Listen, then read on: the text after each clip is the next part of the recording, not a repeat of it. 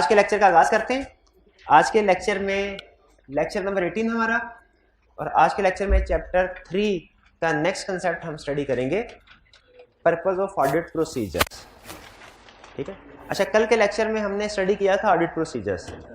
Audit procedures हमने 7 types discuss की थी: इंक्वायरी, ऑब्जर्वेशन, इंस्पेक्शन, री performance, recalculation, external confirmation, analytical procedure. आपको होम असाइनमेंट दी गई थी जिसमें मैंने आपसे कहा था कि जो उसमें एग्जांपल्स हैं वो आपने खुद से करने। असाइनमेंट में कोई प्रॉब्लम तो नहीं हुई? रिक्वायरमेंट पढ़ के समझ आ गई आपको क्या लिखना है? अच्छा, कोई ऐसा स्टूडेंट जिसने एग्जाम्पल खुद से लिखी हो और वो एग्जाम्पल हमारे साथ शेयर करना चाहे तो वो शेयर कर सकता है खुद से एग्जाम्पल। जी शाबाश। ऑब्जर्वेशन में पेमेंट टू क्रेडिटर्स हो सकता है क्या? बिल्कुल हो सकता है कि जब क्रेडिटर्स को पेमेंट की जा रही हो तो हम उसमें देख लें कि क्या उनकी इनवॉइसेस वगैरह चेक करके उनको पेमेंट की जा रही है, यानी पहले तसल्ली कर ली जाए कि गुड्स आ चुकी हैं, गुड रिसीट नोट बन चुका है, उसके बाद पेमेंट की जाए। अगर उससे पहले पेमेंट की जा रही है तो कंट्रोल वीक होगा।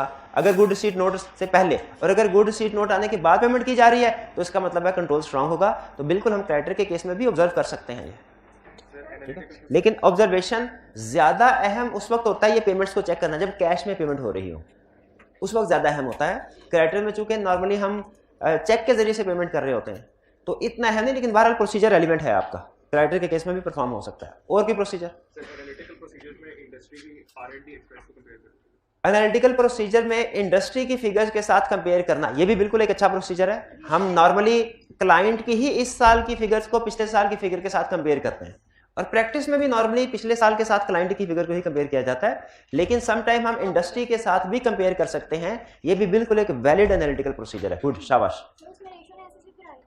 उसमें रेशो एनालिसिस, बिल्कुल रेशो एनालिसिस भी कर सकते हैं, क्योंकि कंपेयर करना है ना, तो अब ये तो आपकी मर्जी है कि आप क्या कंपेयर। आप सेल्स को भी कंपेयर कर सकते हैं, आप एक्सपेंसेस को भी कंपेयर कर सकते हैं, आप जीपी रेशो को भी कंपेयर कर सकते हैं, इंटरेस्ट कवरेज रेशो, जितने भी आपने रेशो सीखी होंगी उन सबको कंपेयर कर सकते हैं। जी जी। इंक्वायरी में वारंटी पॉलिसी के बारे में इंक्वायर करना क्लाइंट की, बिल्कुल ये ठीक है। और ये किस एरिया से रेलिवेंट होगा? ये प्रोविजनिंग के एरिया से, क्योंकि प्रोविजनिंग का एरिया उसके अंदर सारी प्रोविजन आ जाती है ना, तो वारंटी भी एक प्रोविजन है। शाबाश, बिल्कुल ठीक है, करेक्ट। और 1 पे 1। जी जी।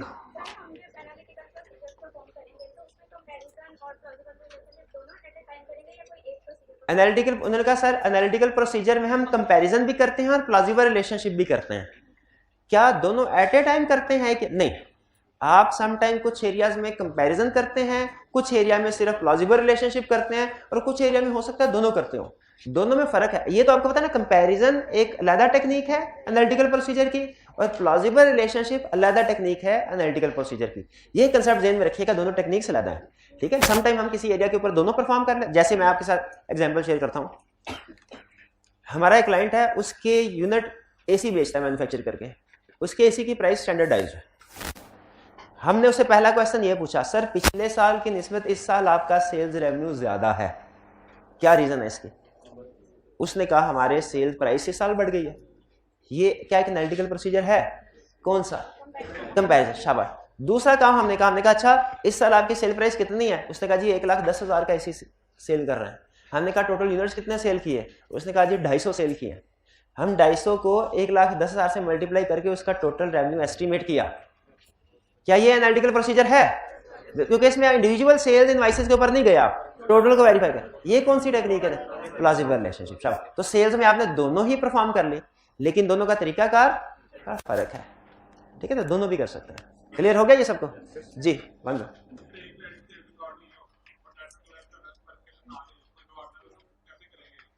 हाँ जी, इनका क्वेश्चन ये है कि सर अगर क्लाइंट ने फेक सेल रिकॉर्ड की हो, तो जब कभी क्लाइंट फेक सेल रिकॉर्ड करेगा ये तो अंडरस्टूड है, वो क्रेडिट एंट्री पास करता है, कैश की एंट्री पास नहीं करता, क्योंकि इसका मतलब उसे कैश जनरेट करना पड़ेगा। Cash debit sales credit entry कभी भी फेक नहीं होगी, क्योंकि कैश तो फेक नहीं ना जनरेट कर सकता। डेटर्स डेबिट सेल्स क्रेडिट हमेशा जब फेक सेल रिकॉर्ड करेगा ये एंट्री पास करेगा क्लाइंट। इसमें पकड़ा जाता है क्लाइंट। कैसे वाला पकड़ा जाता है? हम डेटर्स का सैंपल सेलेक्ट करके उसको कंफर्मेशन लेटर सेंड करते हैं। ठीक है। अगर तो उसकी किस्मत अच्छी हो तो मे भी वो हमारे सैंपल में नहीं आया। ठीक है। लेकिन हमारा सैंपल चूंकि बड़ा कैलकुलेटेड होता है, हम सैम्पलिंग करना सीखेंगे कि सैम्पलिंग भी हम इस तरीके से करते हैं कि कोशिश करते हैं मसले मसाइल आ जाए सारे उसमें। तो हमने कंफर्मेशन लेटर सेंड किया, डेटर कहेगा मैंने तो कोई चीज खरीदी नहीं थी, क्लाइंट पकड़ा जाएगा। लेकिन समटाइम स्टूडेंट का क्वेश्चन ये है सर, समटाइम डेटर्स क्लाइंट के साथ मिला होता है। अगर वो फर्ज कीजिए मिल के झूठ बोल दें तो फिर क्या होगा, यानी असल में सेल नहीं हुई लेकिन वो कहते हैं हाँ बाकी सेल हुई है, तो क्या होगा फिर क्या आडिटर रिस्पॉन्सिबल है इस केस में? आडिटर लायबल है नहीं। क्यों? क्योंकि ये इनहेरेंट लिमिटेशन में चला जाएगा, कोल्यूजन है, फ्रॉड है, इनहेरेंट लिमिटेशन में चला जाएगा। अच्छा, अगर डेटर रिस्पॉन्ड ही ना करे तो फिर हम अल्टरनेटिव प्रोसीजर परफॉर्म करते हैं, उससे फिर वो पकड़ा जाता है। हम कहेंगे हमें इसकी गुड डिस्पैच नोट दिखाओ, हमें सेल्स ऑर्डर दिखाओ, सेल इनवॉइसेस दिखाओ, कस्टमर की एक्नॉलेजमेंट दिखाओ जिसके ऊपर कस्टमर ने लिखा होगा हाँ मैंने ये चीज़ रिसीव कर ली है। तो क्लाइंट जब फेक सेल रिकॉर्ड करेगा आपके ख्याल में उसके पास ये सारी डॉक्यूमेंट्स मौजूद होंगी? हो भी सकती हैं अगर वो बहुत ही शार्प क्लाइंट हुआ तो उस सूरत में ज़ाहिर है सोफिस्टिकेटेड टेक्निक वाला पॉइंट आ जाएगा, वो भी इनहेरेंट लिमिटेशन में चला जाएगा। नॉर्मली क्लाइंट्स के पास इतनी सारी डॉक्यूमेंट्स मौजूद, कोई ना कोई डॉक्यूमेंट मिसिंग होती ही है, ठीक है, तो वहां से हम फिर उसको आइडेंटिफाई कर लेते हैं कि ये फेक सेल है, ठीक है, तो हम रीजनेबली डिडक्शन कर लेते हैं इस चीज की। लेकिन चांसेस फिर भी है कि क्लाइंट ने अगर बड़ी होशियारी चालाकी के साथ किया हुआ फ्रॉड तो शायद हम डिटेक्ट ना कर सके, और आपको पता है फिर उसमें हम रिस्पॉन्सिबल भी नहीं होते। जब हम रीजनेबल प्रोसीजर परफॉर्म कर लेते हैं उसके बावजूद भी कोई एरर या फ्रॉड रह जाए तो याद रखिए आइटर रिस्पॉन्सिबल नहीं है। और कोई क्वेश्चन? क्या स्टॉक काउंट रीपरफॉर्मेंस में आता है? स्टॉक काउंट इंस्पेक्शन में आता है। कोई स्टूडेंट बता सकता है अगर ऑडिटर सिर्फ देखे स्टॉक काउंट सही हो रहा है कि नहीं हो रहा, और अगर खुद करे, अगर देखे क्लाइंट भी स्टॉक काउंट कर रहा है, ऑडिटर भी खुद से कर रहा है, इसको हमने इंस्पेक्शन क्यों कहा, रीपरफॉर्मेंस क्यों नहीं कहा? कोई स्टूडेंट बता सकता है? कोई स्टूडेंट बता सकता है? यही नाम होते ही नहीं है, कैश नहीं होता, चले छोड़ो, नहीं कुछ क्वेश्चन ये है क्लाइंट भी स्टॉक काउंट कर रहा है, अगर ऑडिटर भी स्टॉक काउंट करे, हमने इसे इंस्पेक्शन का नाम दिया हुआ है, रीपरफॉर्मेंस क्यों नहीं दिया? हालांकि जो काम क्लाइंट कर रहे हैं वही काम ऑडिटर दोबारा कर रहा हो तो उसे रीपरफॉर्मेंस कहते हैं बाय डेफिनेशन। हाँ शाबाश, रीपरफॉर्मेंस में सारे का सारा प्रोसीजर होता है। ऑडिटर जब खुद से स्टॉक काउंट कर रहा होता है ना, वो सैंपल बेस पे काम कर रहा होता है, वो सारे का सारा स्टॉक काउंट नहीं कर रहा होता। अगर वो सारे का सारा स्टॉक काउंट कर रहा हो ना फिर हम उसको रीपरफॉर्मेंस ही कहेंगे, वो तो सैंपल बेस पे काम कर रहा होता है। यही कहा था बिल्कुल, आप जिन्होंने ये कहा था वो ठीक है। अच्छा एंड तक भाई आवाज ठीक आ रही है, ऊंच नीच की जरूरत तो नहीं है कम या ज्यादा करने की, ठीक है आवाज जी। और कोई क्वेश्चन? एक मिनट जी, क्या ऑडिट प्रोसीजर जो हम परफॉर्म करते हैं उसे रिपोर्ट में बताएंगे? पहला क्वेश्चन मेरा, हम एश्योरेंस ऑब्टेन करते हैं, एश्योरेंस ऑब्टेन करने के लिए एविडेंस ऑब्टेन करते हैं, एविडेंस ऑब्टेन करने के लिए प्रोसीजर परफॉर्म करते हैं, रिपोर्ट में हम कंक्लूजन दे रहे होते हैं यानी रीजनेबल एश्योरेंस दे रहे होते हैं। क्या हम रिपोर्ट में जो एविडेंस होता है हमारा सारा हमने इकट्ठा किया होता है वो भी साथ लगाते हैं रिपोर्ट के? नहीं लगाते। तो क्या जो प्रोसीजर हमने परफॉर्म किए हैं वो हम बताएंगे? नहीं बताएंगे। मुझे सिर्फ एक सवाल का जवाब दीजिए, आपका जब रिजल्ट आता है आपके घर वालों के लिए क्या चीज रेलिवेंट है कि आपका रिजल्ट क्या है, पास फेल, ये रेलिवेंट है कि ये रेलिवेंट है आपने 6 महीनों में कितनी मेहनत की, किस टॉपिक के कितने क्वेश्चंस किए, कितने घंटे पढ़ते रहे हैं? क्या प्रोसीजर जो आपने परफॉर्म किए हैं आपके घर वाले जो स्टेक होल्डर्स हैं उनके लिए रेलिवेंट है? रेलिवेंट नहीं है। उनके लिए क्या रेलिवेंट है? सिर्फ एक, आपका रिजल्ट क्या है। तो शेयर होल्डर्स के लिए क्या रेलिवेंट है?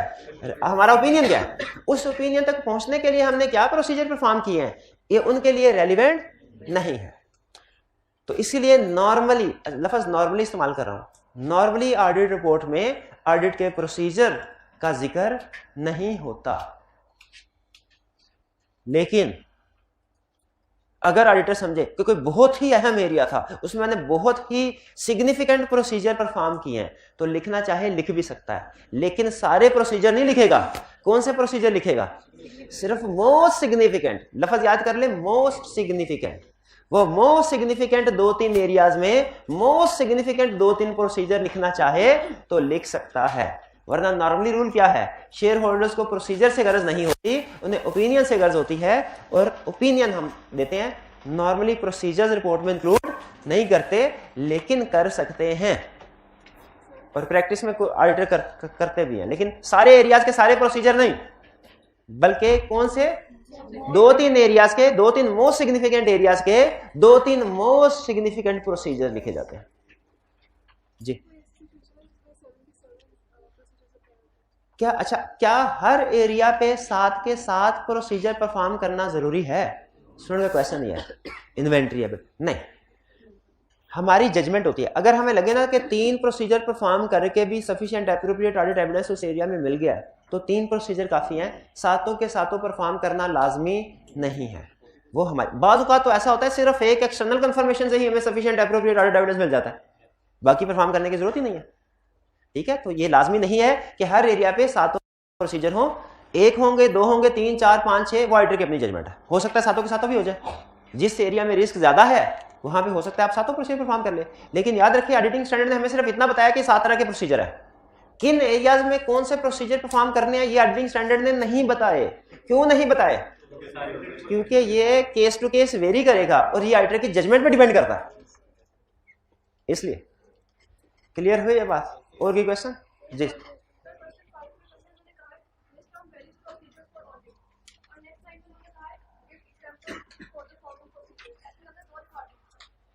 क्वेश्चन 5 में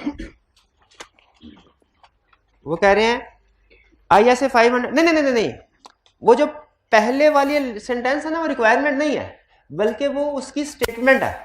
वो कह रहा है ISA 500 ऑडिट, पता नहीं कौन सा स्टैंडर्ड है लेकिन उसका नाम है ऑडिट एविडेंस। लिस्ट डाउन, वो लिस्ट डाउन करता है, ISA 500 लिस्ट डाउन करता है various procedure for obtaining evidence.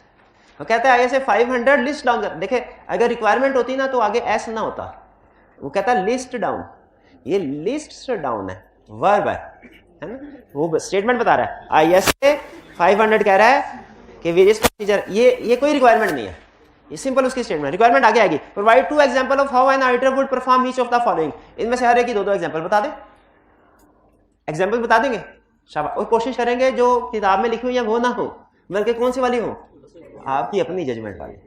ठीक है, मुझे 1-2 स्टूडेंट के अलावा किसी ने जजमेंट वाले नहीं बताए पॉइंट्स, मुझे कोई खुशी नहीं हुई आपका फीडबैक दे। और कोई क्वेश्चन? जी फिजिकल एग्जामिनेशन ऑफ कैश, बिल्कुल इंस्पेक्शन है, कैश हमारा टेंजिबल एसेट है, ये तो बिल्कुल करते हैं। और आपको पता है जब कभी कैश काउंट करने के लिए जाते हैं प्रैक्टिकली, हम अंदर जाने से पहले भी अपनी तलाशी क्लाइंट को देते हैं, बाहर आते हुए भी तलाशी देते हैं, इसलिए भला।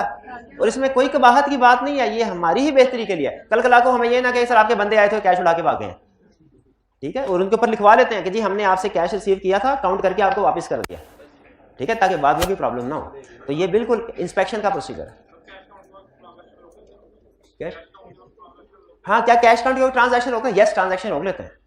आप देखेंगे आपके जितने भी दोस्त स्टॉक काउंट करने के लिए जाते हैं ना, जब आप पूछेंगे ना स्टॉक काउंट कब शुरू होगा तुम्हारा, वो नॉर्मली रात को 11, 12, 1 बजे का टाइम बताएंगे। ये स्टॉक काउंट नॉर्मली होता है मिडनाइट को है, ताकि उस वक्त सारी ट्रांजैक्शन को स्टॉप कर दिया जाए। जो तो क्लाइंट हमारे छोटे होते हैं ना, उनके नॉर्मली 2-3 घंटे में स्टॉक काउंट कंप्लीट हो जाता है, तो वो अगले दिन सुबह बिजनेस शुरू कर देते हैं। बाज़ औक़ात जो बड़े क्लाइंट्स होते हैं हमारे जैसे डिपार्टमेंटल स्टोर, सम टाइम बड़े, कभी कभी तो उनमें ऐसा भी हो सकता है कि 1-2 दिन के लिए वो बिजनेस क्लोज रखें अपना, 1-2 दिन। जैसे आपने देखा होगा बैंक्स, वो नॉर्मली जब 1 जुलाई और 1 जनवरी पब्लिक हॉलीडे, पब्लिक डीलिंग के लिए उन्होंने अपनी सारी क्लोजिंग करनी होती है। तो इसी तरह कुछ और बिजनेस भी हो सकता है कि स्टॉक काउंट और कुछ दूसरी एडजस्टमेंट के लिए, स्टॉक काउंट और कुछ दूसरी एडजस्टमेंट के लिए क्लोज करें अपना बिजनेस। और कोई क्वेश्चन? कोई क्वेश्चन नहीं आज के? जी नहीं, पहले आप मुझे कोई एक प्रोसीजर बताएं ऐसा जो इधर नहीं लिखा हुआ, फिर मैं आपके सवाल का जवाब दूंगा। आज आपने मुझे निराश कर दिया। नहीं, पहले जिसने सवाल पूछना है पहले मुझे एक प्रोसीजर बताए फिर सवाल पूछे, वरना कल सवाल पूछ ले, कल बताऊंगा वरना आज नहीं बताऊंगा। जी प्रोसीजर बताएं पहले, कोई ऐसा। इंस्पेक्शन ऑफ फिजिकल एसेट का स्ट्रक्चर, अच्छा हाँ बिल्कुल एलिमेंट। उन्होंने कहा सर क्या हम जब एसेट को फिजिकली वेरीफाई कर रहे हो सिर्फ ये देखें एसेट मौजूद है कि नहीं, कि उसका स्ट्रक्चर, उसकी कंडीशन, उसकी हालत वो भी देखनी चाहिए। हमें उसकी कंडीशन, उसकी हालत भी देखनी चाहिए। किस लिए?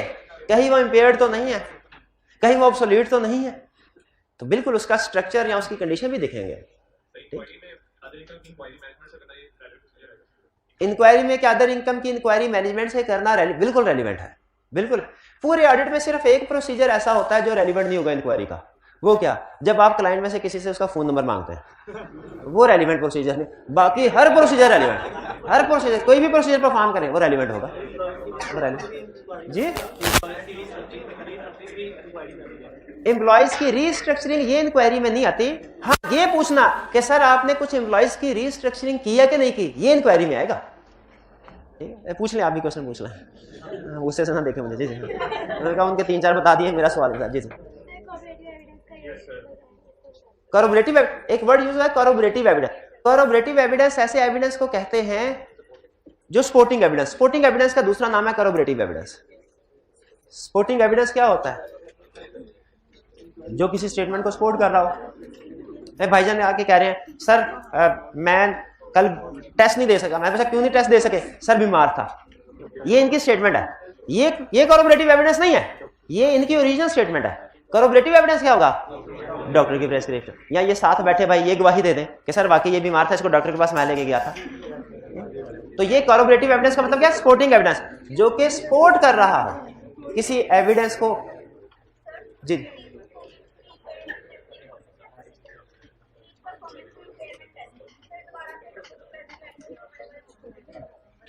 Present value.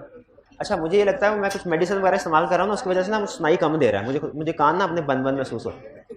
थोड़ा सा ऊंची बोलिएगा।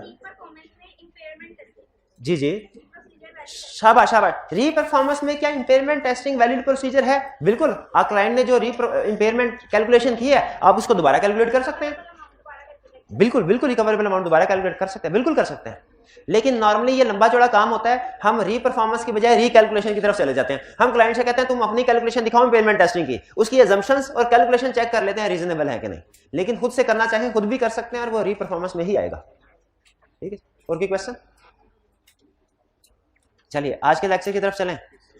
अच्छा, कल का लेक्चर था हमारा प्रोफेशनल जजमेंट की बेस पे, बल्कि पिछले जो 2-3, जिसमें हमने प्रोसीजर्स सीखे कि हम कैसे डिफरेंट प्रोसीजर्स को डिफरेंट सर्कमस्टेंसेस में परफॉर्म कर सकते हैं। हमने क्या सीखा पिछले 2-3 लेक्चर्स में कि हम कैसे डिफरेंट टाइप्स ऑफ प्रोसीजर्स को डिफरेंट सिचुएशंस में परफॉर्म कर सकते हैं। ये आपका बेसिकली जजमेंट का क्वेश्चन था, जिसमें आपने अपनी जजमेंट की बेस पे सोचा कि अच्छा अगर ये सिचुएशन आ जाए इसमें कौन कौन सा प्रोसीजर परफॉर्म होगा, ये अगर ये वाली सिचुएशन आ जाए कौन कौन सा प्रोसीजर परफॉर्म होगा, ये। तो पिछले जो 2-3 लेक्चर्स थे ये आपकी प्रोफेशनल जजमेंट को इनहेंस करने के लिए थे। आज का जो लेक्चर है ये है कंसेप्चुअल लेक्चर। इसमें याद करने के लिए बहुत ज्यादा चीजें नहीं है, लेकिन कंसेप्ट्स बहुत ज्यादा है। आपके सामने पूरे ऑडिट का ओवरव्यू एक दफा घूम जाएगा कि ऑडिटर क्या काम करता है और किस तरीके से करता है। स्टार्ट करें, अटेंटिव है, पूरी अटेंशन के साथ सुनना है। कंसेप्ट बहुत सारे का सारा लेक्चर कंसेप्चुअल है। करें जी स्टार्ट। कल हमने सीखा 7 तरह के ऑडिट प्रोसीजर होते हैं: inquiry, observation, inspection, reperformance, recalculation, external confirmation, analytical procedure. आज हम ये सीखने जा रहे हैं कि ये 7 प्रोसीजर किन मकासद के लिए इस्तेमाल हो सकते हैं। ये 7 प्रोसीजर किन मकासद के लिए इस्तेमाल हो सकते हैं। भाई एक प्रोसीजर बहुत से मकासद के लिए इस्तेमाल हो सकते हैं ना। छुरी है, केक काटने के लिए भी इस्तेमाल हो सकता है, और अगर कोई केस स्टडी असाइनमेंट ना करके है उसकी गर्दन काटने के लिए इस्तेमाल हो सकते हैं। एक ही टूल है, डिफरेंट यूजेस हैं। उसी तरह ऑडिटर के प्रोसीजर्स हैं, प्रोसीजर वही है 7 प्रोसीजर। कभी हम उन्हें रिस्क असेसमेंट प्रोसीजर के तौर पे यूज करते हैं, कभी हम उन्हें टेस्ट ऑफ कंट्रोल के तौर पे यूज करते हैं, कभी सब्सटेंटिव प्रोसीजर के तौर पे यूज करते हैं। यानी पहले हमने पढ़ा टाइप्स ऑफ प्रोसीजर क्या क्या थे, आज हम पढ़ने जा रहे हैं पर्पसेस ऑफ प्रोसीजर क्या क्या है। 2 बड़े प्रोसीजर होते हैं, 2 बड़े पर्पस होते हैं। जितने भी प्रोसीजर हम परफॉर्म करते हैं 2 बड़े पर्पस होते हैं। जैसे आप एक डॉक्टर के पास जाएं, आपको उसके क्लिनिक में बहुत सी चीजें नजर आएंगी। बेसिकली उनको 2 बड़े हिस्सों में क्लासिफाई कर सकते हैं। कोई भी डॉक्टर होता है ना, जब उसके पास जाता है वो क्या करता है, पेशेंट आया सबसे पहले उसको टेस्ट करता है, चेक करता है कि इसका मसला है क्या, किस नौइयत का। टेस्टिंग करता है ना, उसके लिए वो स्टेथोस्कोप, थर्मामीटर, कभी ब्लड प्रेशर टेस्ट करता है, कभी कहता है ये टेस्ट करवा के लेके आइए। ये उसके प्रोफेशन का पहला स्टेज होता है। इसके बाद इस टेस्टिंग के बाद ये इस बीमारी को डायग्नोस करने के बाद कितनी सीवियर है ये डिसाइड करने के बाद वो अगले स्टेप पे जाके डिसीजन करता है कि मैंने इसको ट्रीट कैसे करना है, इसको मैंने टीका लगाना है कि इसका ऑपरेशन करना है कि इसको 2 गोलियां देके तो इसको बाहर कर तो ये फुटका देना है। तो ये चीजें देखें, क्या आप एग्री करते हैं कि जो एक डॉक्टर है उसे इसी तरीके से काम करना चाहिए? पहले डायग्नोस करना चाहिए फिर ट्रीट करना चाहिए, क्या डायरेक्ट जो भी पेशेंट आए उसे ट्रीट कर देना चाहिए? उसे ट्रीट नहीं करना चाहिए। एग्जैक्टली इसी तरह हमारा ऑडिट का प्रोफेशन है। हमारे सामने जब कभी कोई फाइनेंशियल स्टेटमेंट्स आती है ना जिसमें वेरिफिकेशन करनी होती है, हम डायरेक्ट फाइनेंशियल स्टेटमेंट की वेरिफिकेशन पे जम नहीं लगाते। हम सबसे पहले करते हैं रिस्क असेसमेंट। जैसे डॉक्टर जो स्कैन कर रहा होता है पेशेंट को, कि स्कैन करके मैं देखूं मुख्तलिफ टूल्स के जरिए से कि मसला किस जगह पे है, कितना सवेर है। उसी तरह हमारे सामने जब फाइनेंशियल स्टेटमेंट्स आती है फौरन हम उसको वेरीफाई करना नहीं शुरू कर देते, पहले स्कैन करते हैं, देखें मसला किस एरिया में है, कितना सवेर है। फिर उस मसले के लिहाज से जिस एरिया में मसला हो उस एरिया में ज्यादा प्रोसीजर परफॉर्म करेंगे, और जितना ज्यादा सवेर होगा उतने ज्यादा प्रोसीजर परफॉर्म करेंगे। तो आप एग्री करते हैं कि हमारा भी प्रोफेशन जो है उसमें दो फेजेस में उसकी डिवीजन होनी चाहिए। एक, पहले प्रॉब्लम आइडेंटिफाई करें, उसको असेस करें, और फिर उसके बाद उस प्रॉब्लम को एड्रेस करें।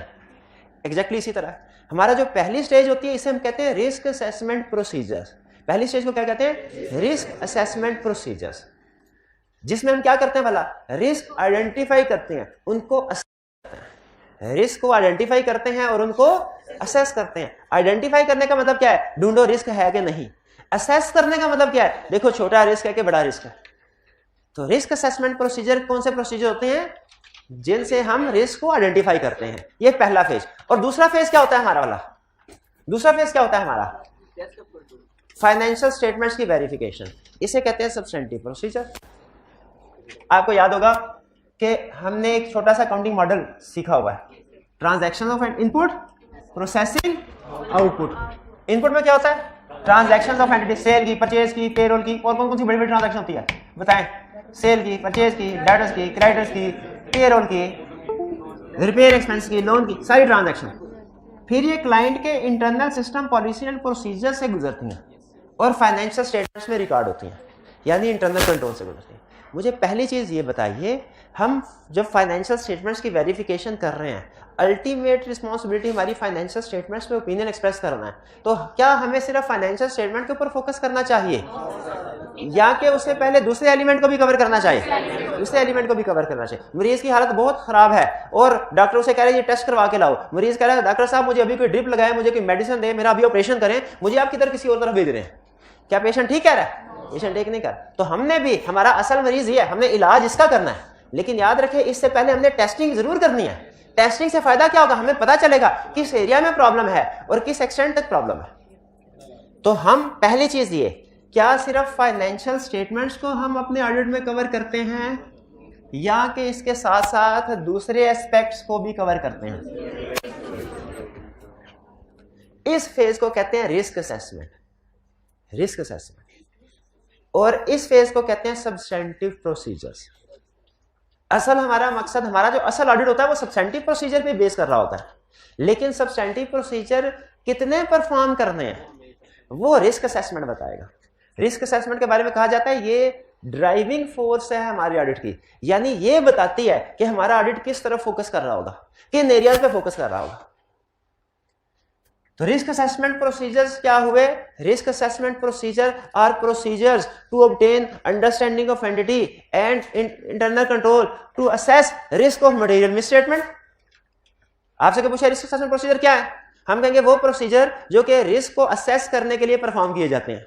डेफिनेशन तो ये, रिस्क को असेस करने के लिए। हम कहेंगे अच्छा रिस्क कैसे असेस होता है? रिस्क असेस होता है अंडरस्टैंडिंग ऑफ एंटिटी से और अंडरस्टैंडिंग ऑफ इंटरनल कंट्रोल से। अंडरस्टैंडिंग ऑफ एंटिटी से भी आपको पता चलेगा किस किस जगह पे रिस्क है, अंडरस्टैंडिंग ऑफ इंटरनल कंट्रोल से भी पता चलेगा किस किस जगह पे रिस्क है। जैसे अंडरस्टैंडिंग ऑफ एंटिटी से आपको पता चले कि क्लाइंट की जो इन्वेंट्री आइटम है वो प्रीशियस पोर्टेबल इन्वेंट्री आइटम है। क्लाइंट जब सेल करता है वारंटी प्रोवाइड करता है। क्लाइंट की इन्वेंट्री एक जगह पे नहीं, बहुत सी डिफरेंट लोकेशंस पे है।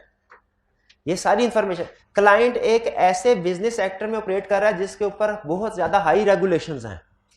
ये सारी चीजें क्या रिस्क के बारे में आपको इंफॉर्मेशन प्रोवाइड कर रही हैं? और ये रिस्क असेसमेंट आपको कैसे हो रही है? अंडरस्टैंडिंग ऑफ एंटिटी से। मुझे बताइए, अगर आप क्लाइंट के बारे में पता, एंटिटी मींस क्लाइंट के बारे में अंडरस्टैंडिंग ऑब्टेन कर रहे हो, आपको पता चले क्लाइंट की इन्वेंट्री आइटम ऐसी है जो कि प्रीशियस पोर्टेबल इन्वेंट्री आइटम है, जैसे मोबाइल, जैसे लैपटॉप वगैरह, आपका रिस्क बढ़ेगा कि कम होगा? बढ़ जाएगा। अच्छा, ये रिस्क आपने जो असेस किया कि इन्वेंट्री चोरी हो सकती है, ये कैसे असेस किया? अंडरस्टैंडिंग ऑफ एंटिटी से। तो एग्री करते हैं अंडरस्टैंडिंग ऑफ एंटिटी से रिस्क असेस होता है? बिल्कुल होता है। फिर अंडरस्टैंडिंग ऑफ इंटरनल कंट्रोल, कि कंट्रोल स्ट्रांग है कि वीक है। अगर इंटरनल कंट्रोल स्ट्रांग है रिस्क कम, और अगर इंटरनल कंट्रोल वीक है रिस्क ज्यादा। तो क्या अंडरस्टैंडिंग ऑफ इंटरनल कंट्रोल से भी रिस्क असेस होता है? यस, रिस्क असेस होता है। इसका मतलब है रिस्क असेसमेंट प्रोसीजर में दोनों चीजें होंगी, अंडरस्टैंडिंग ऑफ एंटिटी भी, अंडरस्टैंडिंग ऑफ इंटरनल कंट्रोल भी। ठीक है, इसीलिए रिस्क असेसमेंट प्रोसीजर को कहते हैं, रिस्क असेसमेंट प्रोसीजर क्या है? Risk assessment procedure are procedures to obtain understanding of entity and understanding of internal control.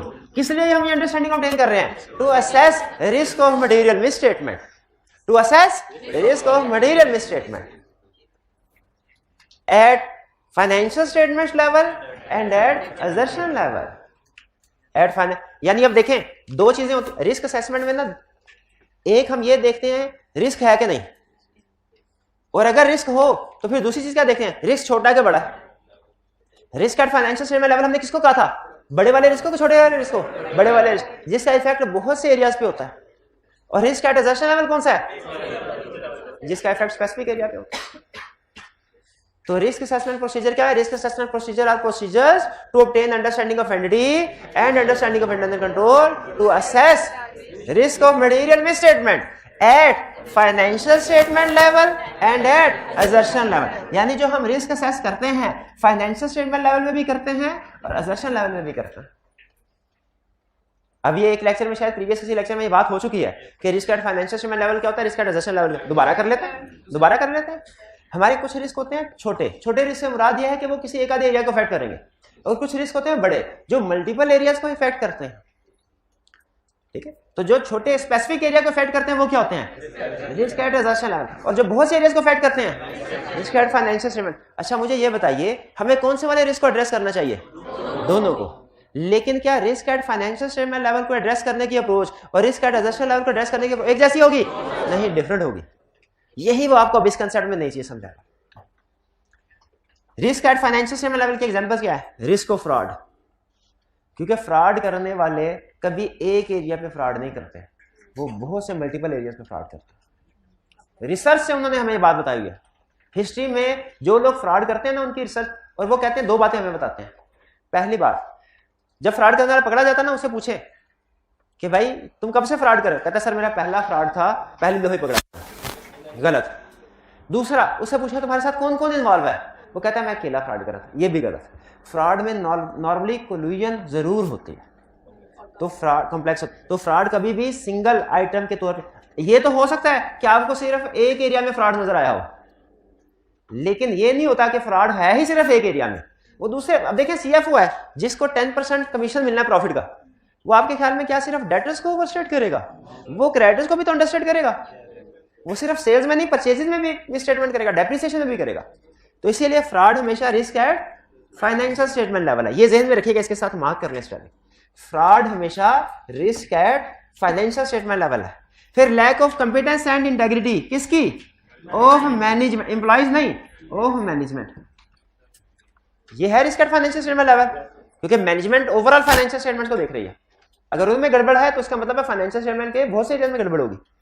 Management override of control, override का मतलब होता है बाईपास करना। मैनेजमेंट अपने बनाए हुए कंट्रोल्स को खुद बाईपास करे। मुझे ये बताइए, अगर किसी जगह सीसीटीवी कैमरा लगा हुआ है, कस्टमर है डिपार्टमेंटल स्टोर में, चोरी करना चाहता है, सीसीटीवी कैमरा बंद कर सकता है? नहीं कर सकता। लेकिन अगर मैनेजमेंट ने वहां पे आग लगानी है, तो आग लगाने से पहले सीसीटीवी कैमरा बंद करना चाहते हैं, क्या कर सकते हैं? बिल्कुल कर सकते हैं। मैनेजमेंट ने चूंकि कंट्रोल्स खुद बनाए होते हैं, इसलिए मैनेजमेंट इस थर्ड पार्टी इस पोजीशन में नहीं होती कि कंट्रोल्स को बाईपास कर सके। मैनेजमेंट इस पोजीशन में है अपने बनाए हुए कंट्रोल्स को खुद बाईपास करे। इसको कहते हैं management override of control. Management override of control का मतलब क्या है? मैनेजमेंट अपने बनाए हुए कंट्रोल्स को खुद बाईपास करे, खुद ओवरराइड करे। ये रिस्क है, रिस्क है कि नहीं? क्या मैनेजमेंट अपने बनाए हुए कंट्रोल्स को खुद बाईपास कर सकती है? बिल्कुल कर सकती है, बिल्कुल कर सकती है। तो ये रिस्क, मुझे बताइए, किसी एक एरिया में कर सकती है कि जिस एरिया में चाहे कर सकती है भाई? तो ये management override of control assertion level की एग्जांपल है कि risk at financial statement level, financial statement level. Going concern issues, आपको पता है जब going concern assumption not appropriate हो, यानी कंपनी ने 12 महीनों के अंदर अंदर बंद हो जाना है, तो इफेक्ट सिर्फ एक आधे एरिया पे आता है या सारी की सारी फाइनेंशियल स्टेटमेंट? सारी की सारी फाइनेंशियल स्टेटमेंट्स पे।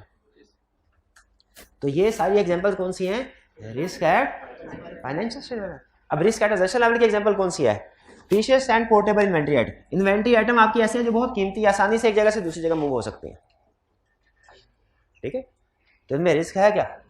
बिल्कुल रिस्क है। अच्छा मुझे ये बताइए, आप इन बेंचेस पे बैठे हैं या ये एसी है और ये भाई का मोबाइल है, दोनों में से किस में ज्यादा रिस्क है? क्यों भला?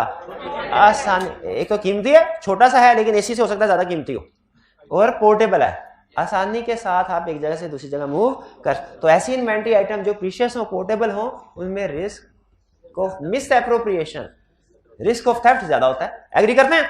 अच्छा अगर इन्वेंट्री पोर्टेबल है, इसकी वजह से रिस्क सिर्फ इन्वेंट्री में होगा कि फिक्स एसेट में भी होगा?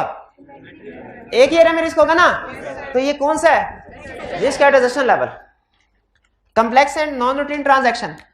कोई मुझे ऐसी ट्रांजैक्शन बता दे, फाइनेंशियल स्टेटमेंट अकाउंटिंग पढ़ी हुई आपने, किसी कम्प्लेक्स ट्रांजैक्शन की एग्जांपल दे दो जो बड़ी मुश्किल होती हो। लीज की कैलकुलेशन। मुझे बताइए, अब अगर क्लाइंट एसेट्स लीज पे खरीद रहा है तो उसमें रिस्क बढ़ेगा कि नहीं बढ़ेगा? बताइए, सिर्फ लीज वाले एरिया में रिस्क बढ़ेगा कि किसी दूसरे डेटर्स वाले एरिया में भी, क्रेडिटर्स वाले एरिया में भी? सिर्फ लीज वाले। तो ये कौन सी एग्जांपल हुई? इसी तरह डेफर टैक्स है, वो भी कम्प्लेक्स होता है। अगर क्लाइंट डेफर टैक्स ट्रांजैक्शन में इन्वॉल्व है तो बताइए रिस्क बढ़ेगा कि कम होगा? तो डेफर टैक्स में इन्वॉल्व होने की वजह से सिर्फ डेफर टैक्स एरिया पे रिस्क बढ़ेगा कि दूसरे एरिया में इंक्रीज होगा? सिर्फ डेफर टैक्स पे। तो ये रिस्क एट एसेट लेवल है। लार्ज सेल्स की ट्रांजैक्शन, ये रेंट पे हैवी सेल्स की ट्रांजैक्शन हो रही है जो पूरे साल में नहीं हुई कभी, रिस्क है सिर्फ सेल्स के एरिया में या परचेजेस में भी? तो इसका मतलब ये आप एग्री करते हैं कि जब हम रिस्क असेसमेंट प्रोसीजर परफॉर्म करेंगे उसमें बहुत से रिस्क हमारे सामने आएंगे। जब हम understanding of entity and understanding of internal control करेंगे तो हमारे सामने बहुत से रिस्क आएंगे। एग्री करते हैं? उनमें से कुछ रिस्क होंगे एजर्शन लेवल के, कुछ होंगे फाइनेंशियल स्टेटमेंट लेवल के। इससे भी एग्री करते हैं? एग्जांपल्स आपको बता दी, एजर्शन लेवल की लेता, फाइनेंशियल स्टेटमेंट लेवल की लेता, ताकि आप पहचान पाएं कि कौन सा रिस्क एजर्शन लेवल का, कौन सा फाइनेंशियल स्टेटमेंट लेवल का। रिस्क आइडेंटिफाई कर लिया। अच्छा अगला क्वेश्चन आपसे पूछ रहा हूं, आइडेंटिफाई कर लिया काफी है कि इसको एड्रेस भी करना है। अच्छा एड्रेस करने के लिए मुझे बताएं, risk at financial statement level के प्रोसीजर भी वही होंगे और एजर्शन लेवल के भी वही होंगे, क्या डिफरेंट होंगे? डिफरेंट होंगे। एग्री करते हैं? हाइब्रिड वाले भाई मुझे आप बताइए, क्या risk at financial statement level को एड्रेस करने के प्रोसीजर और रिस्क एट एजर्शन लेवल को एड्रेस करने के प्रोसीजर सेम होंगे या डिफरेंट होंगे? जी बताइए, कोई बता दे भाई। रिस्क क्वेश्चन है, risk at financial statement level और रिस्क एट एजर्शन लेवल, दोनों को एड्रेस करना है ना। दोनों को एड्रेस करने के प्रोसीजर सेम होंगे या डिफरेंट? जी बताए? डिफरेंट होंगे, बिल्कुल। Risk at financial statement level के डिफरेंट, एजर्शन लेवल के डिफरेंट। अच्छा तो risk at financial statement level है ओवरऑल किस्म का रिस्क, इसको एड्रेस करने के लिए प्रोसीजर भी ओवरऑल किस्म के होने चाहिए जो किसी एक स्पेसिफिक एरिया को इफेक्ट ना करते हो, उनका इफेक्ट सारे एरियाज पे भी। ऐसे प्रोसीजर होने चाहिए ना। और रिस्क एट एजर्शन लेवल के प्रोसीजर ऐसे होने चाहिए जो, अच्छा अब मैं आपको ना, अब जो लिखा है इसको तो छोड़ें, पहले कंसेप्ट में क्लियर करूं, जजमेंट आपको पता है उसके ऊपर हम इस सेशन में काम कर रहे हैं। ज्यादा मैं आपके सामने प्रोसीजर रख रहा हूं, आप बताएंगे ये एजर्शन लेवल है कि फाइनेंशियल स्टेटमेंट लेवल। मैंने भाई से कहा इस दफा कंफर्मेशन लेटर जब सेंड करो ना डेटर्स को, कंफर्मेशन लेटर सेंड करो तो उसमें अमाउंट के साथ दूसरी इंफॉर्मेशन भी पूछ लेना, क्योंकि हमारा डेटर में रिस्क है कि शायद क्लाइंट ने प्रोविजन रिकॉर्ड ना की हो, सही प्रोविजन रिकॉर्ड ना की हो बैड डेट की। ठीक है, मुझे बताइए ये प्रोसीजर असर्शन लेवल के रिस्क के लिए कि फाइनेंशियल असर्शन लेवल? ठीक है ठीक है। अच्छा दूसरा क्वेश्चन, मैंने इनसे कहा सेल्स को जब वेरीफाई करो ना तो उसमें ट्रांजैक्शन ज्यादा सेलेक्ट करना, सेल्स को वेरीफाई करो, सेल्स को वेरीफाई करो, ट्रांजैक्शन ज्यादा सेलेक्ट करना।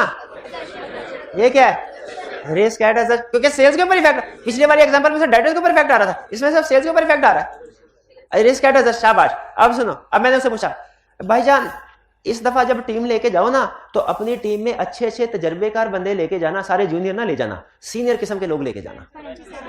ये एक प्रोसीजर है, रिस्पॉन्स है किस तरह के रिस्क के लिए, क्योंकि ये हर तरह के रिस्क को एड्रेस करेगा, ओवरऑल इसका इफेक्ट है। अच्छा इनसे कहा ओ भाईजान क्लाइंट ने ना फिक्स एसेट्स की रिवैल्यूएशन करवाई है, तो ऐसा करना तुम क्लाइंट के एक्सपर्ट पे एतबार ना करना, अपना अलग से एक्सपर्ट एंगेज कर लेना।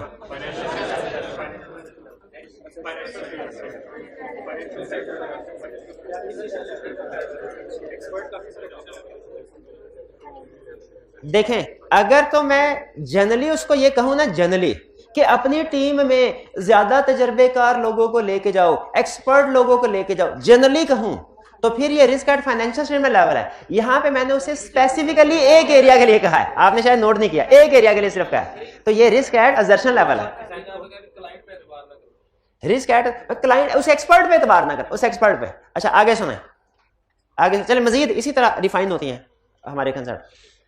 मैंने कहा भाईजान क्लाइंट आया था, डेडलाइन की एग्री की उसने कि कब रिपोर्ट हमें देने को कह रहा है। मैंने कहा सर रिपोर्ट देने को कह रहा है 22 फरवरी को। मैंने कहा ना टाइम कम है, 15 मार्च की डेट एग्री करवाओ। डेडलाइन को इंक्रीज किया। बताइए ये इसका इफेक्ट असर्शन लेवल पे क्या फाइनेंशियल में? क्योंकि जब डेडलाइन को, तो इसका मतलब है हर एरिया में काम हमारा ज्यादा हो रहा होगा, हर एरिया में काम ज्यादा हो रहा होगा। जी मैंने इनसे कहा मैनेजमेंट, आप जिस क्लाइंट पे काम करने के लिए जा रहे हैं ना, तो उसमें मैनेजमेंट की इंटेग्रिटी डाउटफुल है। आपने कोशिश करनी है ज्यादातर एविडेंस इंटरनल सोर्सेज से नहीं, एक्सटर्नल सोर्सेज से हासिल करें। शाबाश, ये रिस्क एट फाइनेंशियल तो समझ आ गया आपको दो तरह। अच्छा, और अगर मैं इनसे कहूं कि भाई परचेज इनवॉइसेस को चेक करते हुए रिकैलकुलेशन के ऊपर ज्यादा फोकस करना, असर्शन लेवल। अगर मैं इनसे कहूं क्रेडिटर को कंफर्मेशन लेटर सेंड करोगे ना, तो ऐसे क्रेडिटर को सेलेक्ट करना जो पिछले साल की निस्बत जिनका बैलेंस कम आ रहा है, ये असर्शन लेवल है। ठीक है, ये असर्शन लेवल, भाई समझ आ रहा है आपको। अगर मैं कहूं सैलरीज को वेरीफाई करते हुए जो एम्प्लॉइज हैं उनको फिजिकली चेक भी करना मौजूद है कि नहीं, ये असर्शन लेवल है। जी जी जी जी नहीं देखें, असल में जो एक्सपर्ट होता है, जब मैंने एक्सपर्ट वाली एग्जांपल थी, पहले तो एक चीज ध्यान में ये रखिए, अगर मैंने ये कहा होता ना कि अपनी टीम में ज्यादातर एक्सपीरियंस एक्सपर्ट लोगों को लेके जाओ, तो ये risk at financial statement level होता। लेकिन जब मैंने स्पेसिफिकली कह दिया कि क्लाइंट ने सिर्फ एक बिल्डिंग को रीवैल्यू करवाया है और इसमें जो एक्सपर्ट है ना, इसकी मार्केट में कोई अच्छी रेपुटेशन नहीं है, ये इनकम्पिटेंट है, ये ज्यादा अच्छे तरीके से काम नहीं करता, इसकी रिपोर्ट पे एतबार ना करना, बल्कि अपने एक्सपर्ट से रीचेक करवा लेना, तो ये रिस्क एट असर्शन लेवल। अच्छा, स्टूडेंट का क्वेश्चन ये है सर इसमें मैनेजमेंट की इंटेग्रिटी पे डाउट क्रिएट नहीं होता? देखिए, इसमें मैनेजमेंट की इंटेग्रिटी पे डाउट क्रिएट नहीं होता, बल्कि अब आपने क्वेश्चन, मुझे केस स्टडी याद आ गई ICAP की, सीफैब लेवल की। अब ये जिन भाई ने क्वेश्चन पूछा यही बताएंगे, आपने बताना है कि केस में मैनेजमेंट की इंटेग्रिटी पे डाउट क्रिएट होता है कि नहीं। हम एक क्लाइंट पे वेरिफिकेशन करने के लिए गए, पता चला क्लाइंट ने बिल्डिंग को रीवैल्यू करवाया और बिल्डिंग की वैल्यू है 600 मिलियन। फिर हम वेरिफिकेशन करते हुए हमारे हाथ एक पेमेंट लगी, जब हमने उसकी सपोर्टिंग डॉक्यूमेंट को देखा तो वो उसी वैल्यूअर की एक और रिपोर्ट थी, पूरा उसी बिल्डिंग की 2 महीने पहले की रिपोर्ट थी, जिसमें उसने वैल्यू 500 मिलियन शो करवाई हुई थी। ठीक है, अब जाहिर है वैल्यूअर को पहले उन्होंने कहा होगा 500 में, उसने तो उसके पैसे लगा लिए, उन्होंने कहा बाद दोबारा करवाओ, उसने पैसे लगा लिए होंगे। अब बताइए, आपके सामने 2 वैल्यूएशन रिपोर्ट एक ही प्रॉपर्टी की आ गई, बताइए मैनेजमेंट की इंटेग्रिटी पे डाउट क्रिएट होता है कि नहीं? जी ये पहले ये भाई जिसने क्वेश्चन उठाया था, ये भाई बताएं, डाउट क्रिएट होता है कि नहीं? जी भाई, डाउट क्रिएट, इसमें डाउट क्रिएट होता है। एक क्लाइंट ने पहले वैल्यूएशन करवाई, वो कम की थी, और बाद में उसी वैल्यू, 2 महीने में तो वैल्यूएशन नहीं ना बढ़ती नॉर्मली एसेट्स की, कोई 2 साल हो तो बात समझ में भी आती है, 2 महीने में थोड़ी वैल्यूएशन बढ़ेगी। तो इसका मतलब है कि मैनेजमेंट ने हो सकता है उसे कहा होगा कि आप दोबारा वैल्यूएशन करवाएं और हाई वैल्यू के साथ रिपोर्ट दें हमें, तो इसमें मैनेजमेंट की इंटेग्रिटी पे डाउट क्रिएट होता है, लेकिन कंफर्म नहीं है अभी। हो सकता है जैसे हम अकाउंटिंग में बाजू का गलती कर देते हैं, हो सकता है उसने असम्पशन में कोई गलती कर दी हो, लेकिन ये एक इंडिकेशन जरूर है जिसको पकड़ के हमने फर्दर इन्वेस्टिगेशन करनी है, इससे हमारा प्रोफेशनल स्केप्टिसिज्म हाई हो जाना चाहिए। ठीक है, तो ये लाजमी नहीं है कि किसी एक एग्जांपल में आप हमेशा कहें कि इसमें मैनेजमेंट की इंटेग्रिटी पे डाउट क्रिएट होते हैं, वो डिपेंड करता है। हर मिस स्टेटमेंट से मैनेजमेंट की इंटेग्रिटी पे डाउट क्रिएट नहीं हो सकता, कंप्यूटर्स का मसला हो। जब कभी मिस स्टेटमेंट होती है ना, मिस स्टेटमेंट आपको पता है 2 रीजन की वजह से होती है, एरर और फ्रॉड। अगर मैनेजमेंट की कॉम्पिटेंस में प्रॉब्लम है, उस वजह से मिस स्टेटमेंट थी, तो वो एरर है, उस पर मैनेजमेंट इंटेग्रिटी डाउटफुल नहीं होगी। लेकिन अगर पता चले जानबूझ के किया गया है, तो उस सूरत में मैनेजमेंट की इंटेग्रिटी पे डाउट क्रिएट होते हैं।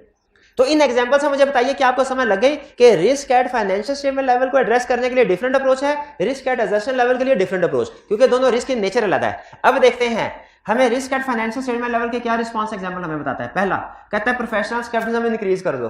मुझे बताइए जब प्रोफेशनल स्केप्टिसिज्म इंक्रीज कर देंगे एक एरिया पे इफेक्ट आएगा कि तकरीबन सारी फाइनेंशियल, तो फाइनेंशियल स्टेटमेंट लेवल पे होना चाहिए।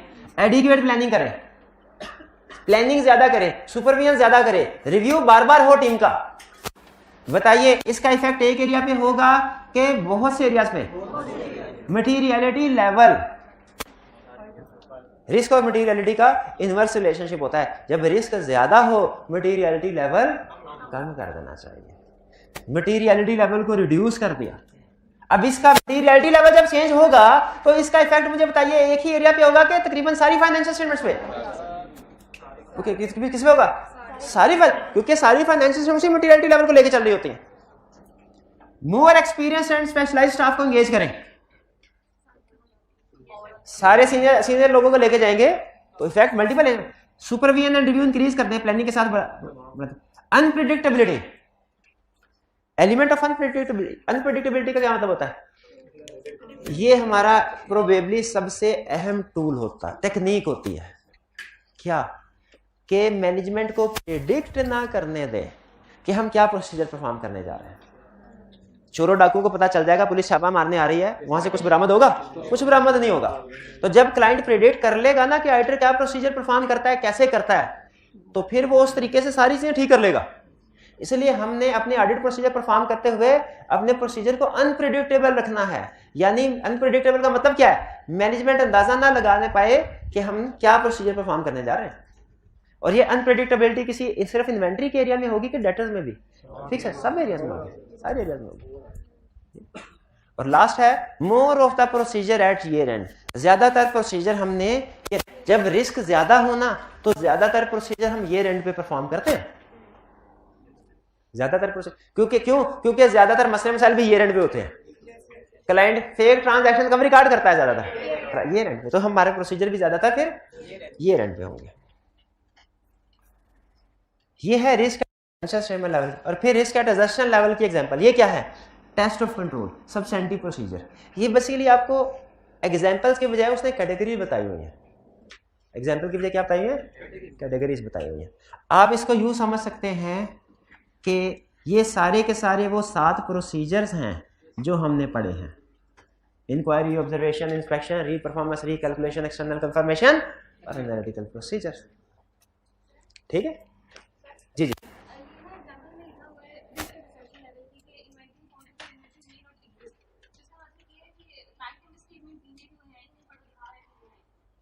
ठीक है, तो क्वेश्चन इसका यानी आपका क्वेश्चन ये है कि ये रिस्क क्यों है या कि रिस्क एट एडजस्टेड लेवल में क्यों है?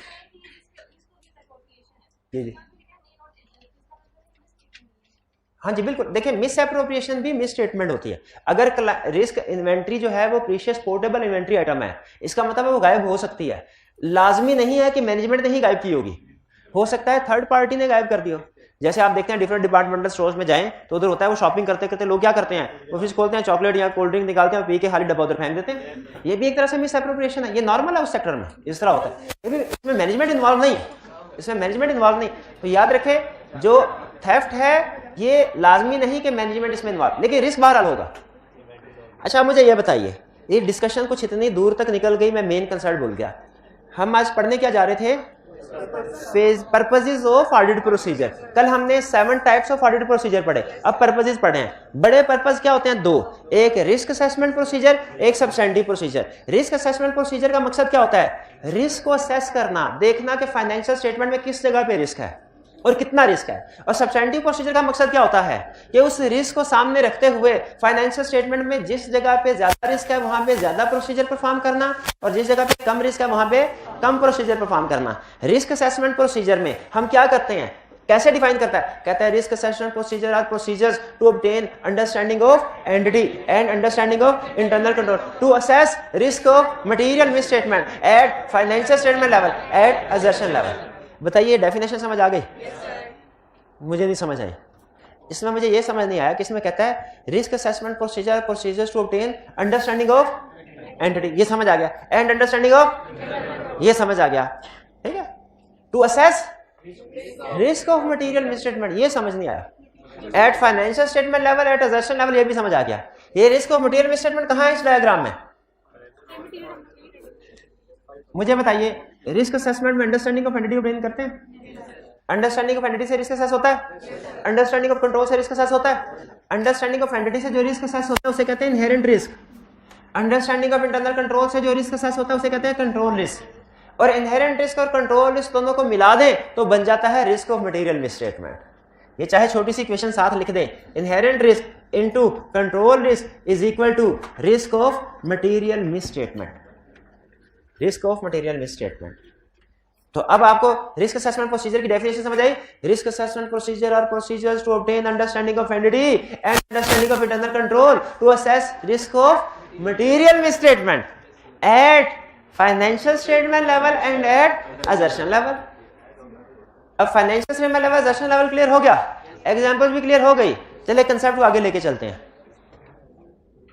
अंडरस्टैंडिंग ऑफ एंटिटी से रिस्क असेस होता है, अंडरस्टैंडिंग कंट्रोल से भी रिस्क असेस होता है। भाई कैसे? अगर कंट्रोल स्ट्रांग होंगे रिस्क, कंट्रोल्स वीक होंगे रिस्क ज्यादा। ये तो हम पहले पढ़ चुके हैं, बिल्कुल ठीक है। अच्छा सुन लें, जब कंट्रोल वीक है तो रिस्क ज्यादा, और जब कंट्रोल स्ट्रांग है रिस्क कम। कंट्रोल्स वीक है तो रिस्क।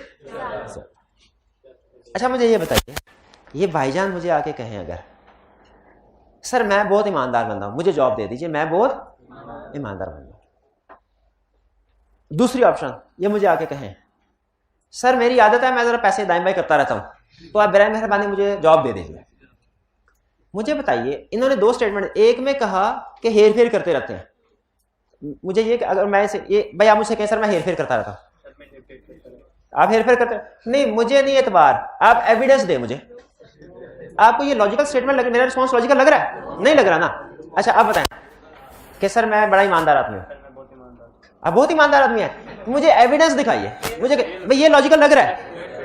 इसीलिए जब लोग हमें कोई बुरी बात हमारे सामने आती है ना, हम उसको वेरीफाई करने की कोशिश नहीं करते, हम उसको ट्रू मान लेते हैं। लेकिन जब कोई अच्छी बात सामने आती है ना, हम उस पर एतबार करने से पहले कहते हैं हमें एविडेंस चाहिए।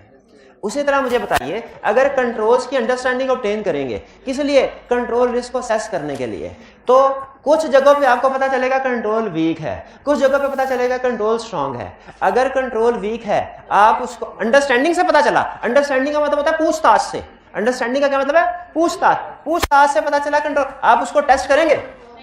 अगर कंट्रोल वीक है उसको टेस्ट करेंगे? नहीं करेंगे। कंट्रोल वीक है तो इसको टेस्ट नहीं करेंगे। लेकिन अगर कंट्रोल स्ट्रांग है, पूछताछ से पता चला, तो क्या आप उसको टेस्ट करेंगे? Yes, yes test of control. इधर नो टेस्ट ऑफ कंट्रोल है, इधर यस टेस्ट ऑफ कंट्रोल है। ये बात समझ आ रही? यानी understanding of entity and internal control हम करते हैं रिस्क असेसमेंट के लिए। इसमें हमें अंडरस्टैंडिंग ऑफ एंटिटी तो हमने पढ़ लिया कि उससे इनहेरेंट रिस्क असेस होगा, वो फाइनेंशियल स्टेटमेंट लेवल भी हो सकता है, वो असेसमेंट लेवल भी हो सकता है। वो कहानी हमारी लादा हो गई ना भाई, वो समझ आ गया कि नहीं? फाइनेंशियल स्टेटमेंट असेसमेंट लेवल में फर्क समझ आ गया कि नहीं? अब आ जाए इंटरनल कंट्रोल के ऊपर। इंटरनल कंट्रोल की अंडरस्टैंडिंग ऑब्टेन करते हैं हम किस लिए? रिस्क असेस करने के लिए। अगर हम अंडरस्टैंडिंग ऑब्टेन कर रहे हैं कंट्रोल्स की, कुछ एरियाज में हमें पता चलेगा कंट्रोल स्ट्रांग है, कुछ एरिया में पता चलेगा कंट्रोल वीक है। जहां पे कंट्रोल वीक हमने असेस किया वहां पे कोई टेस्ट नहीं करेंगे और रिस्क बढ़ा लेंगे।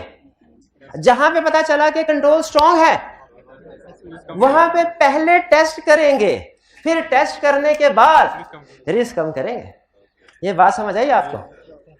तो बताइए टेस्ट ऑफ कंट्रोल्स कब परफॉर्म करते हैं? जब कंट्रोल स्ट्रांग हो के वीक हो। शाबाश। फिर बताइए टेस्ट ऑफ कंट्रोल कब परफॉर्म करते हैं? कंट्रोल स्ट्रांग हो के वीक हो? स्ट्रांग हो।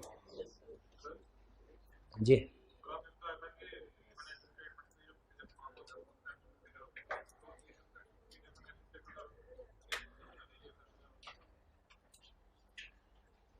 इनका क्वेश्चन पहले मुझे बताइए, ये समझ आ गई आपको?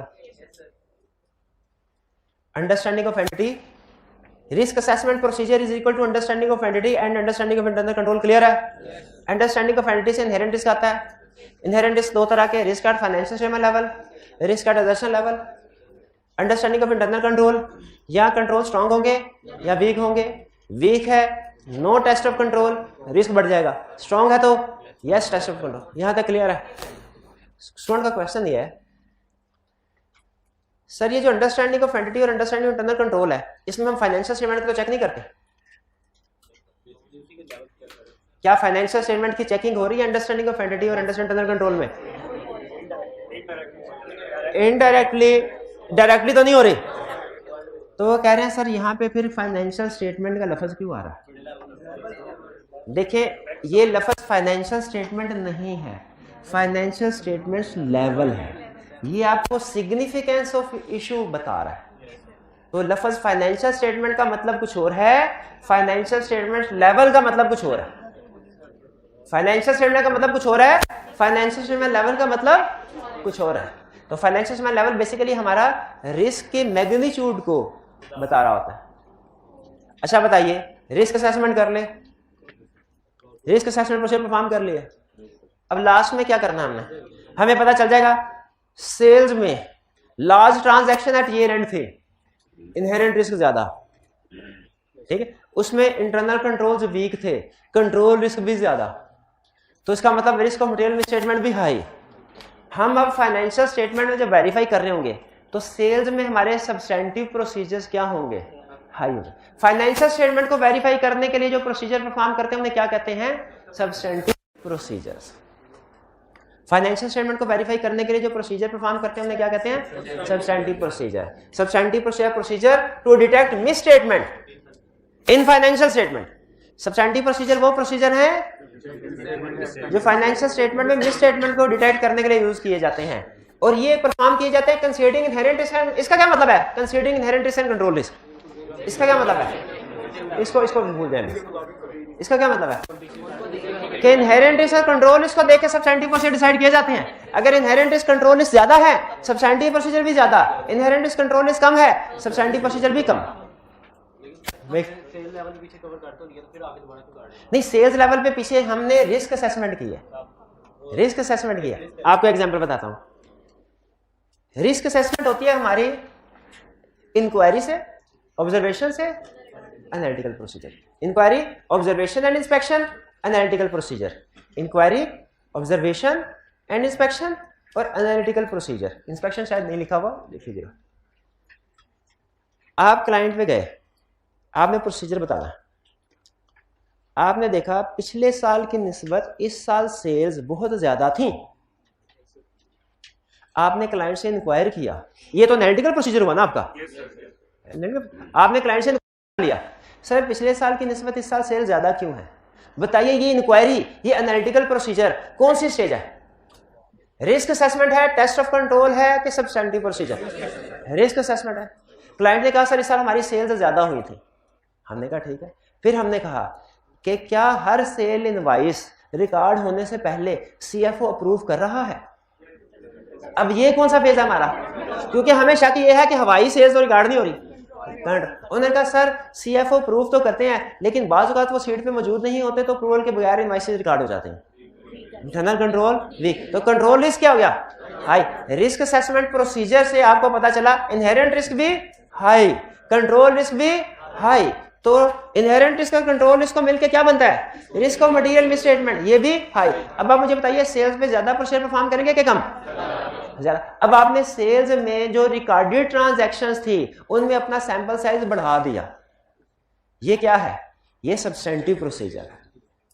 यानी अल्टीमेटली आपने फाइनेंशियल स्टेटमेंट में जो सेल्स रिकॉर्ड हुई हैं उनको वेरीफाई किया, लेकिन उसका सैंपल कम होना चाहिए कि ज्यादा होना चाहिए, ये डिसीजन आपने कहां से लिया, रिस्क असेसमेंट प्रोसीजर से। यही रिस्क असेसमेंट प्रोसीजर का काम होता है।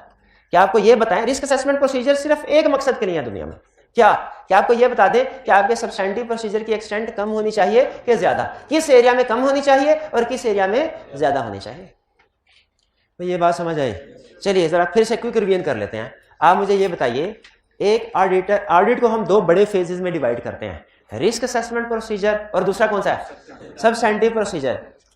रिस्क असेसमेंट प्रोसीजर का मकसद क्या होता है, रिस्क असेस करना फाइनेंशियल स्टेटमेंट्स में, और सब्सटेंटिव प्रोसीजर का मकसद क्या होता है कि जो रिस्क आइडेंटिफाई हुए हैं उनकी रोशनी में मिस स्टेटमेंट ढूंढना फाइनेंशियल स्टेटमेंट में। ठीक है, क्या रिस्क असेसमेंट प्रोसीजर में और सब्सटेंटिव प्रोसीजर में कोई रिलेशनशिप है? अगर रिस्क असेसमेंट प्रोसीजर से रिस्क आइडेंटिफाई होते हैं तो सब्सटेंटिव प्रोसीजर ज्यादा, और अगर रिस्क आइडेंटिफाई नहीं होते सब्सटेंटिव प्रोसीजर कम। अच्छा, रिस्क असेसमेंट प्रोसीजर की डेफिनेशन क्या है? Procedures to obtain understanding of entity and understanding of internal control. इसका मतलब है अंडरस्टैंडिंग ऑफ एंटिटी से भी रिस्क असेस होता है, इसका मतलब अंडरस्टैंडिंग ऑफ इंटरनल कंट्रोल से भी रिस्क असेस होता है। तो अंडरस्टैंडिंग ऑफ एंटिटी से जो रिस्क असेस होता है उसे क्या कहते हैं? Inherent risk. Understanding of internal control से जो रिस्क असेस होता है, और दोनों को मिला दें, inherent risk into control risk is equal to risk of material misstatement. आखिरी क्वेश्चन मैं आपसे पूछ रहा हूं, इसके बाद लेक्चर खत्म, और यही क्वेश्चन डिसाइड करेगा आपको समझ आई कि नहीं। एक ऑडिटर जो रिक्वायर्ड है उसके लिए, क्या ऑडिटर के लिए सब्सटेंटिव प्रोसीजर परफॉर्म करना रिक्वायर्ड है? रिक्वायर्ड है? क्या ऑडिटर के लिए रिस्क असेसमेंट प्रोसीजर परफॉर्म करना रिक्वायर्ड है? बिल्कुल है। ऑडिटर टोटल 3 फेजेस में प्रोसीजर परफॉर्म करता है, risk assessment, test of control, substantive procedure. Standard कहते हैं इनमें से 2 फेजेस के प्रोसीजर परफॉर्म करना ऑडिटर के लिए लाजमी है, लाजमी है। एक फेज के प्रोसीजर परफॉर्म करना लाजमी नहीं है। बताइए कौन सा फेज है जो रिक्वायर्ड नहीं है? Test of. और कब रिक्वायर्ड नहीं है? जब कंट्रोल वीक है। जब कंट्रोल्स वीक हो तो टेस्ट ऑफ कंट्रोल परफॉर्म नहीं करते, लेकिन जब कंट्रोल स्ट्रांग हो तो टेस्ट ऑफ कंट्रोल परफॉर्म करते रिक्वायर्ड। आखिरी क्वेश्चन स्टूडेंट का था, ये मुझे बताइए कि आपका कंसेप्ट ठीक है कि गलत। आखिरी क्वेश्चन, स्टूडेंट कहने लगा सर मैं तो जब ऑडिट करने के लिए जाऊंगा ना, मेरे जिस क्लाइंट में इंटरनल कंट्रोल वीक हुआ मैं शुक्र अदा करूंगा। जिस क्लाइंट में इंटरनल कंट्रोल वीक हुआ, मैंने पूछा क्यों? उसने कहा सर क्योंकि मुझे कम काम करना पड़ेगा। मैंने कहा वो कैसे? कहने जरा उसकी आर्गुमेंट सुनिएगा। कहने लगा सर अगर इंटरनल कंट्रोल स्ट्रांग होते ना तो मुझे रिस्क असेसमेंट प्रोसीजर भी परफॉर्म करने पड़ते, मुझे टेस्ट ऑफ कंट्रोल भी करने पड़ते, मुझे सब्सटेंटिव प्रोसीजर भी करने पड़ते। अब चूंकि इंटरनल कंट्रोल वीक है तो टेस्ट ऑफ कंट्रोल तो परफॉर्म करने नहीं है, तो रिस्क असेसमेंट प्रोसीजर करने सिर्फ, तो सब्सटेंटिव तो काम कम हो गया ना। तो बताइए उसका ख्याल ठीक था? क्यों ठीक नहीं था?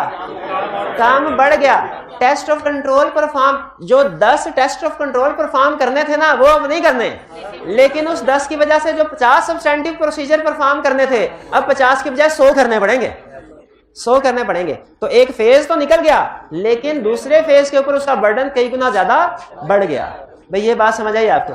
अच्छा आप सुन लीजिए, आपने घर जाके तसल्ली से ये लर्निंग ऑब्जेक्टिव पढ़ना है, ये कंसेप्चुअल है। इसमें रिस्क असेसमेंट प्रोसीजर की डेफिनेशन खास तौर पे जो मैंने 3-4 दफा बोली है लेक्चर के दौरान वो, और risk at financial statement level का रिस्पॉन्स और एग्जाम्पल, ये सबसे अहम है, सबसे अहम है। ठीक है, ये एग्जाम में रिप्रोडक्शन के क्वेश्चन में पूछता होता है। क्या बोला?